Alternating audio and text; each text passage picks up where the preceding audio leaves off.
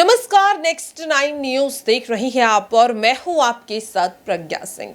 उत्तर प्रदेश की बहुचर्चित पीसीएस अधिकारी ज्योति मौर्य और उनके पति आलोक मौर्य के बीच चल रहा विवाद जो सोशल मीडिया पर सुर्खियां बटोर रहा था, लेकिन अब ऐसा लग रहा है कि सोशल मीडिया तक इस विवाद को पहुंचाने वाले पति पत्नी अब अपने इस विवाद को गुपचुप तरीके से सुलझाने की कोशिश कर रहे हैं क्या?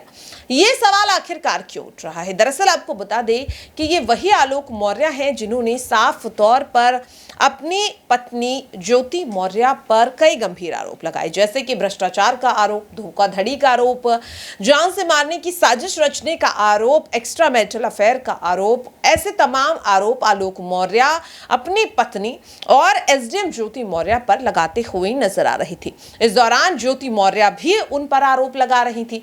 आलोक मौर्य पर दहेज उत्पीड़न का आरोप ज्योति मौर्य ने लगाया, यहां तक कि उन्होंने धूमनगंज थाने में अपने पति आलोक मौर्य समेत ससुराल पक्ष के 7 लोगों के खिलाफ दहेज उत्पीड़न मामले में शिकायत दर्ज कराई, जिसके बाद धूमनगंज की पुलिस उनके खिलाफ मामले में छानबीन कर रही थी।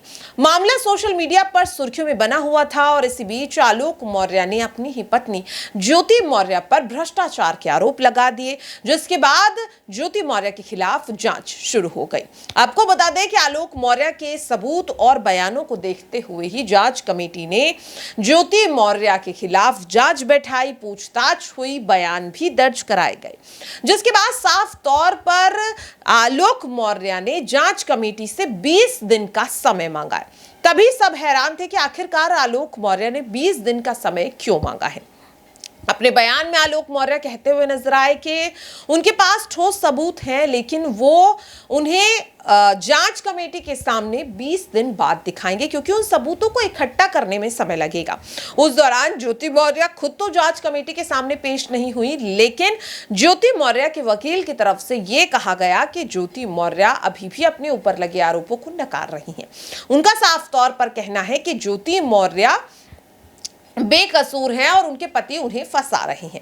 इसी बीच ज्योति मौर्य चली जाती है Delhi high court. Delhi high court में एक पिटीशन दाखिल करती हैं, जिसमें वो साफ तौर पर हाई कोर्ट से अपील करती हैं कि उन्हें लेकर सोशल मीडिया पर जो भी खबरें दिखाई जा रही हैं, जो भी सामग्री चलाई जा रही है, उसे पूरी तरह से हटा दिया जाए, चाहे वो ब्रॉडकास्ट चैनल्स हो, यूट्यूब चैनल हो या फिर सोशल मीडिया के और प्लेटफॉर्म जहां पर ज्योति मौर्य से जुड़ा किसी भी तरह का जो सामग्री है, फोटो हो, तस्वीर हो, ऑडियो हो, व्हाट्सएप चैट हो, मैसेजेस हो, या तमाम चीजें, इन सबको पूरी तरह से हटा दिया जाए। हालांकि हाईकोर्ट का इस पिटीशन को लेकर कोई फैसला आता उससे पहले ही आलोक मौर्य ने एक बड़ा खेल कर दिया। आलोक मौर्य ने अगली सुनवाई, जो कि 28 अगस्त को होनी थी, उससे पहले अपनी शिकायत को वापस ले लिया, जिसके बाद सब हैरान थे कि जो आलोक मौर्य अपनी पत्नी पर लगातार आरोप लगा रहे थे, उन्होंने आखिरकार सुनवाई से पहले क्यों अपनी शिकायत को वापस ले लिया। अब इसका असर यह हुआ कि ज्योति मौर्य तो भ्रष्टाचार के मामले में बच निकली, इसके साथ साथ मनीष दुबे को भी क्लीन चिट मिल गई। दरअसल आपको बता दें कि दोनों ही अधिकारियों के खिलाफ जो जांच चल रही थी, उसका सबसे बड़ा बेस, सबसे बड़ा सबूत खुद आलोक मौर्य थे। आलोक मौर्य ने जो बयान दिए, जो आरोप लगाए, जो सबूत दिखाए, उनके आधार पर ही ज्योति मौर्य और मनीष दुबे के खिलाफ जांच बैठाई गई थी। लेकिन जब आलोक ने अपने आरोपों को वापस ले लिया, अपनी शिकायत को वापस ले लिया, तो उसके बाद जांच कमेटी के पास कोई भी आधार नहीं बचा दोनों अधिकारियों के खिलाफ जांच को कंटिन्यू रखने का, और जिसके चलते ज्योति मौर्य के खिलाफ जांच समाप्त हो गई। और अब ये जानकारी सामने आ रही है कि मनीष दुबे के खिलाफ जो जांच चल रही है, उसे भी जल्द ही समाप्त किया जा सकता है। अब सवाल ये उठ रहा है कि आखिरकार अचानक से ये इतना बड़ा बदलाव क्यों हुआ? क्या दोनों ने बैकफुट पर ही कोई प्लान बना लिया? दोनों ने क्या कोई समझौता कर लिया गुपचुप तरीके से, क्योंकि ना तो इस बात को अभी आलोक मौर्य कबूल कर रही हैं कि उन्होंने अपनी पत्नी के साथ किसी तरह का समझौता कर लिया है, और ना ही ज्योति मौर्य की तरफ से ऐसा कोई स्टेटमेंट सामने आया जिसमें वो कह रही हो कि उन्होंने अपने पति के साथ समझौता कर लिया। हालांकि मीडिया से रूबरू होते हुए आलोक मौर्य कई बार अपने बयानों में ये कह चुके हैं कि अगर ज्योति मौर्य उनसे माफी मांग लें, उन्हें भरोसा दिलाएं कि वो भविष्य में ऐसा कुछ कभी नहीं करेंगी, तो वो उनके साथ वापस आ जाएंगे। और इसकी सबसे बड़ी वजह है उनकी 2 बेटियां। वो अपनी दोनों बेटियों के लिए अपनी पत्नी और एसडीएम ज्योति मौर्य के साथ समझौता करने के लिए तैयार थी, लेकिन ज्योति मौर्य ने इस बात से साफ इनकार कर दिया। उन्होंने कहा कि वो अपने पति के साथ समझौता नहीं करना चाहती, वो आलोक के साथ फिर नहीं आएंगी। लेकिन जब आलोक मौर्य ने अपनी शिकायत को वापस ले लिया, तो उसके बाद ज्योति मौर्य की तरफ से कोई भी बयान सामने नहीं आया। उल्टा आलोक मौर्य अपने बयान में ये कहते हुए नजर आए कि उन्हें कोई भी तरह का दबाव उन पर नहीं बनाया गया, ना तो ज्योति मौर्य की तरफ से और ना ही मनीष दुबे की तरफ से। अब सवाल ये उठ रहा है कि आखिरकार इसके पीछे की वजह क्या हो सकती है? क्या ज्योति मौर्य और मनीष दुबे आलोक मौर्य को डरा धमका रही हैं शिकायत को वापस लेने के लिए, या फिर इसके पीछे की कोई और ही वजह है? अब वो वजह आखिरकार क्या हो सकती है? कयासों के बाजार, यहां पर क्या खबरों के बाजार में आखिरकार किस तरह के कयास लगाए जा रहे हैं, अब आपको वो बताते हैं। दरअसल आपको बता दें कि पीसीएस अधिकारी ज्योति मौर्य के खिलाफ चल रही जांच की फाइल अब लगभग बंद हो गई है। पति द्वारा शिकायत वापस लेने पर जांच कमेटी ने अपनी रिपोर्ट में इस प्रकरण को खत्म करने की सिफारिश कर दी। इसकी रिपोर्ट जल्द ही शासन को भेज दी जाएगी। दूसरी ओर ज्योति के पति आलोक मौर्य के खिलाफ धूमनगंज थाने में दर्ज मुकदमे को भी वापस लेने की प्रक्रिया शुरू कर दी गई है।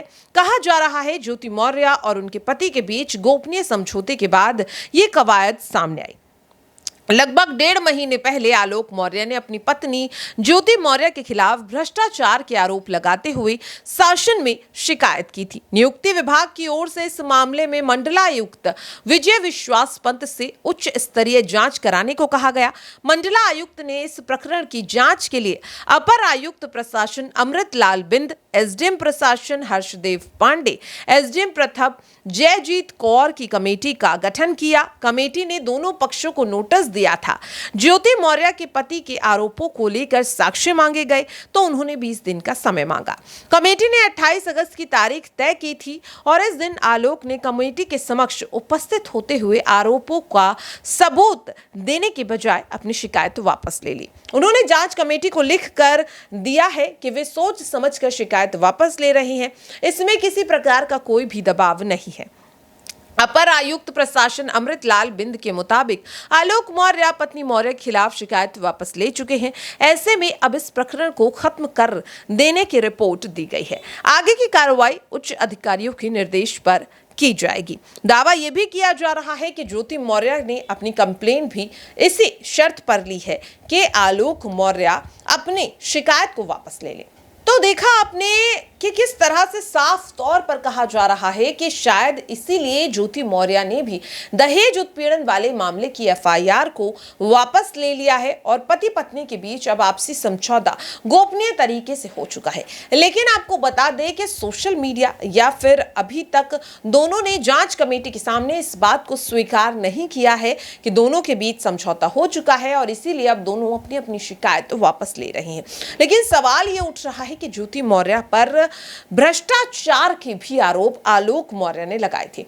एक सरकारी अधिकारी पर पहले भ्रष्टाचार जैसे गंभीर आरोप लगाना, सबूत होने का दावा करना और आखिरी वक्त में सबूतों को पेश ना करना, क्या ऐसे में ज्योति मौर्य पर आरोप लगाने वाले आलोक मौर्य फंस तो नहीं जाएंगे? कहीं जांच कमेटी उन्हीं के खिलाफ तो कोई एक्शन नहीं ले ले, क्योंकि झूठा बयान देना, सबूतों को छुपाना एक बड़ा अपराध है। तो क्या ऐसे में आलोक मौर्य अब खुद फंस सकते हैं? आलोक मौर्य ने आखिरकार आखिरी समय में क्यों अपनी शिकायत वापस ले ली? ज्योति मौर्य ने क्यों अपनी एफआईआर को वापस ले लिया? इसके पीछे की आखिरकार वजह क्या हो सकती है? क्या लगता है आपको? कमेंट बॉक्स में जरूर शेयर करें। फिलहाल के लिए इस खास रिपोर्ट में इतना ही। देश और दुनिया की तमाम खबरों के लिए आप सभी देखते रहिए नेक्स्ट 9 न्यूज। नमस्कार।